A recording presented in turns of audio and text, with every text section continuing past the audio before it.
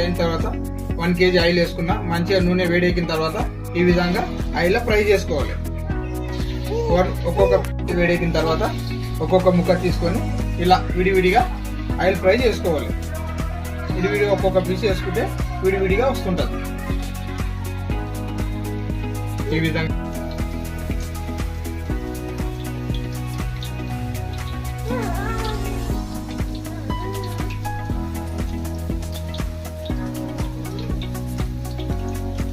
మంచిగా ఒక 10 minutes మంచిగా ఆయిల్లో ఫ్రై అయిన తర్వాత మొత్తం పూర టోటల్ ప్రాసెస్ సేమ్ ఈ విధంగా మంచిగా ఫ్రై అయిన తర్వాత తీసుకోవాలి. సైడ్లో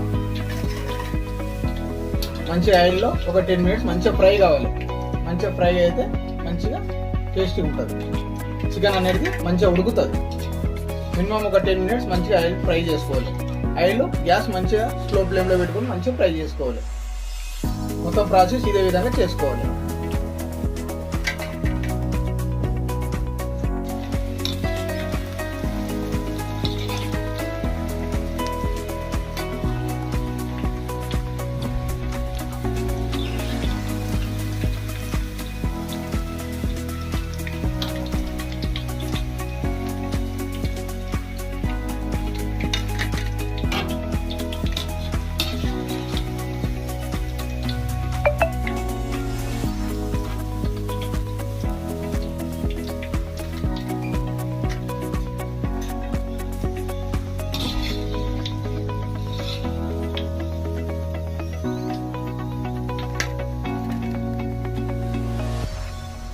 చికెన్ మంచిగా ఆయిల్లో ఫ్రై చేసిన తర్వాత పచ్చిమిరపకాయలు, కలేమాకు, పొరకు మళ్ళీ ఒకసారి కొద్దిగా ఆయిల్ అవి లైట్గా ఇట్లా ఫ్రై చేసుకోవాలి.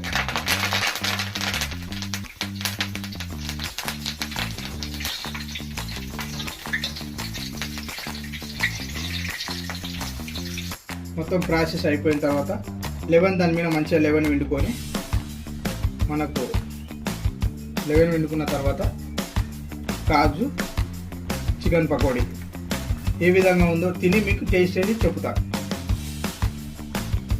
కొద్దిగా సైడ్లో కొద్దిగా ఆనియన్ కూడా ఉండాలి. ఆనియన్ కూడా ఉంటే చాలా వెరీ టేస్టీగా ఉంటుంది. హాయ్ ఫ్రెండ్స్, సూపర్ ఉంది, ఎక్సలెంట్ ఉంది కాజు చికెన్ పకోడీ రెస్టారెంట్ స్టైల్లో. మీరు కూడా ఇంట్లో ఈ విధంగా మాత్రం ట్రై చేసుకుంటే చాలా అద్భుతంగా ఉంటుంది. ఫుడ్ కలర్ విధంగా ఏం వాడలేదు, న్యాచురల్ కాజు చికెన్ పకోడీ. మీకు నచ్చితే ఈ వీడియోని లైక్ చేయండి, షేర్ చేయండి, సబ్స్క్రైబ్ చేయండి. మరి నెక్స్ట్ ఏ వీడియో కావాలి మీరు కామెంట్ రూపంలో మాకు తెలియజేస్తే ఆ వీడియో మీకు ఏ ఐటమ్ కావాలంటే ఏది చేయాలనుకుంటే మీకు